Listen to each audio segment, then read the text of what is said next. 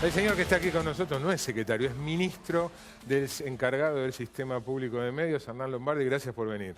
Gracias por invitarme. Ya vamos a entrar en el tema social, que fue el tema dominante en la primera parte del programa con los intendentes. Pero antes, ¿sos algo así como el ministro del relato macrista? No, el presidente me dio la responsabilidad de ese gigantesco aparato de propaganda que había, progubernamental, tratar que sea un aparato del Estado y no del gobierno. Pero a mí me parece que... Yo no le tengo miedo a la palabra relato, ¿sabes, Marcelo?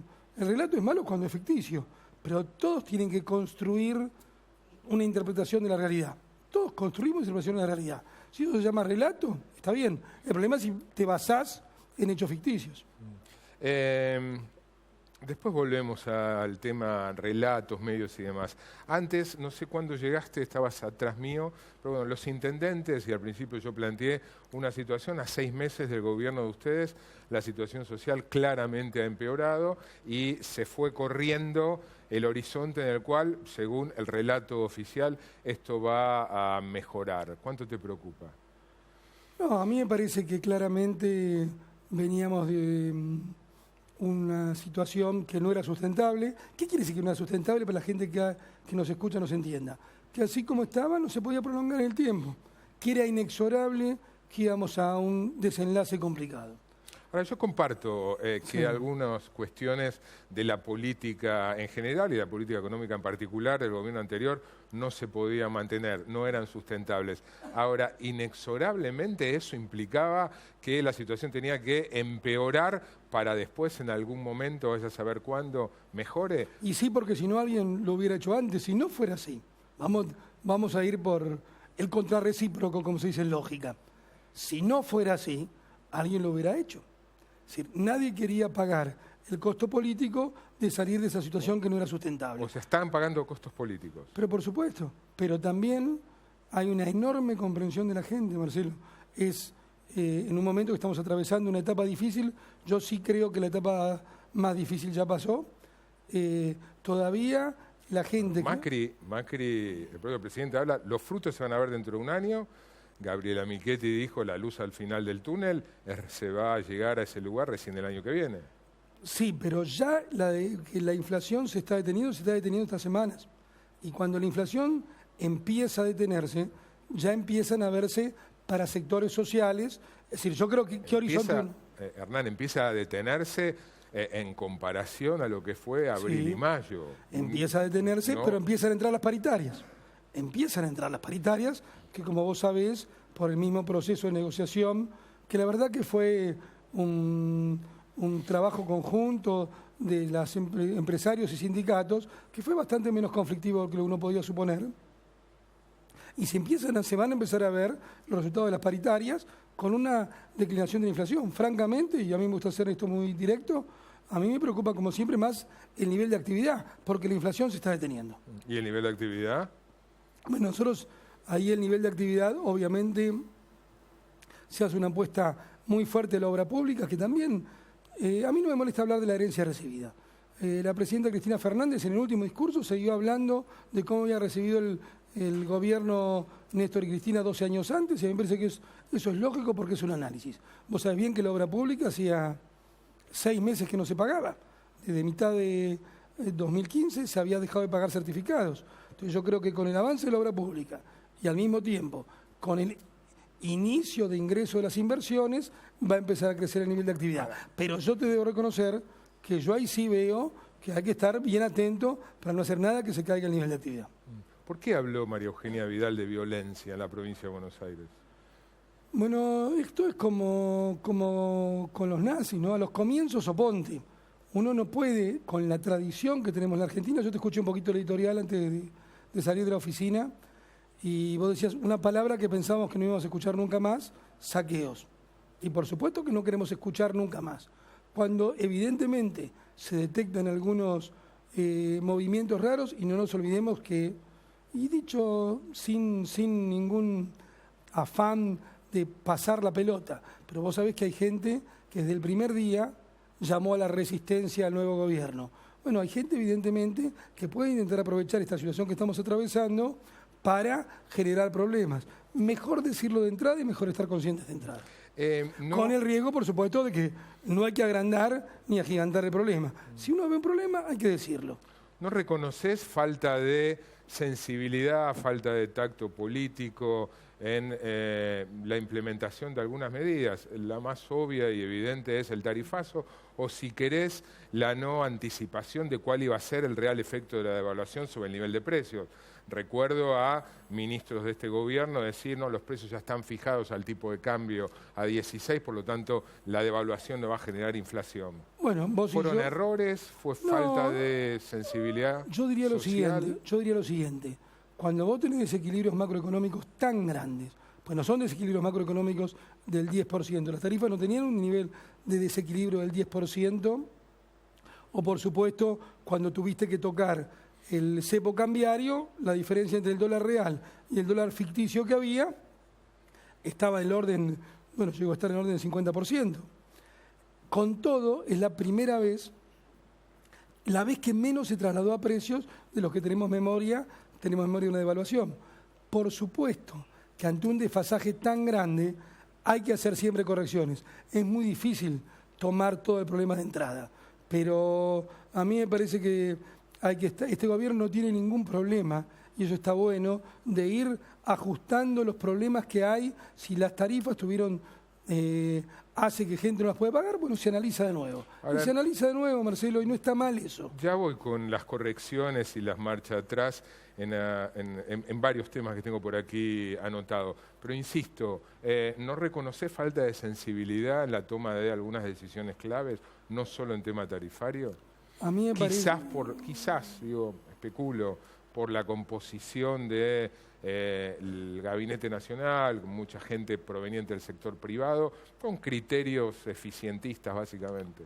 A mí me parece que puede haber, no diría temas de falta de sensibilidad, porque este gobierno trata de escuchar permanentemente, pero sí hubo a lo mejor en el inicio pensar que los empresarios, o muchos empresarios, iban a tener un comportamiento más acorde a la situación que estábamos viviendo, y la verdad que ha habido casos evidentemente de deformación. Cuando uno ve algunas situaciones de precios en particular y algunas situaciones de retención de la inversión, digamos, deberían haber respondido con un comportamiento social más responsable. ¿Ahora es comportamiento social o es la lógica de empresarios que no están convencidos de que esa inversión les va a resultar rentable porque no va a haber el suficiente nivel de demanda? Bueno, si querés es una vieja discusión. Vos y yo nos acordamos, y era tomado como en sorna, me acuerdo Pugliese, ministro Alfonsín, apelamos al corazón y respondieron con el bolsillo. Apelan a la teoría del derrame y eso no funciona. No, eso está claro que eso no funciona. Está claro que el derrame no funciona. Sí digo, me parece que nosotros necesitamos, en general, sectores sociales que cuidemos la patria. Yo estoy muy imbuido en estos tiempos, de 30 años sin Borges. Venimos de largar en el CCK una gran muestra sobre Borges, que coincide con los 200 años de independencia argentina. Y a mí me encanta un poema que se llama Oda, escrita en 1966. Nadie es la patria, pero todos lo somos. Ningún sector se debe creer la patria. No se lo puede creer los sectores políticos, pero tampoco los sectores económicos. Todos somos la patria. Tenemos que construir esa visión de conjunto. Y me parece que ahí está la salida para el futuro. Vos recién hablabas de no tenemos ningún prurito en corregir. Ahora, correcciones en tarifas, el envío, la designación por decreto de 2 ministros para la Corte, la modificaron, protocolo antipiquetes, no lo están cumpliendo. No digo ni que está bien ni que está mal, digo decisiones que han tenido vuelta atrás. Venezuela, iban a pedir la cláusula democrática para excluir a Venezuela, ahora apoyaron una moción de diálogo, el artículo 85 para no difundir, para que los periodistas o terceros no puedan difundir los nombres de quienes blanquean, designación de algunos funcionarios revisada, Juan Cruz Ávila, por ejemplo, en educación, tema del feriado, no estaban de acuerdo con el feriado. O sea, ¿es reconocer los errores o no hay ahí también un poco de improvisación, falta de profesionalismo? A mí me parece que hay que separar, vos tocaste varios temas, uno podría separarlos. Primero, no hay problema en reconocer errores y corregir. Pero segundo, a veces lo que hay es una visión estratégica y lo que se muestra es la visión estratégica hacia dónde vamos y después, mientras tanto, se va operando sobre la realidad. Por ejemplo, tema feriado. Nosotros estamos de acuerdo que Güemes tiene que tener el lugar de nuestros patriotas, un lugar similar al de San Martín y Belgrano. También pensamos que tiene que haber menos feriados, porque la verdad que se ha hecho excesiva la cantidad de feriados. Entonces, aprobamos el feriado de Güemes, pero pensamos que vamos a ir a un reordenamiento general, y lo decimos. En el mismo caso, cuando vos tocás el tema, bueno, cualquiera de los temas que se han tocado, digamos, el tema Venezuela. El tema Venezuela es un problema serio para Latinoamérica. Nosotros tenemos que nosotros pensamos que tiene que haber un plebiscito en Venezuela. Ahora, y esa es la visión estratégica. Ahora, después, ¿cómo se aplica? Es un problema de cómo vas tratando de transformar la realidad. Pues a veces no son contradicciones, sino tiene que ver que expresamos la visión de largo plazo y después, mientras tanto, vamos transformando la realidad como podemos. Dos últimas. Que la mayoría de los miembros del gabinete, empezando por el presidente de la Nación, tengan dinero en el exterior. Quiero creer que no hay más allá del dinero declarado, dinero no declarado. Supongamos que eso es así.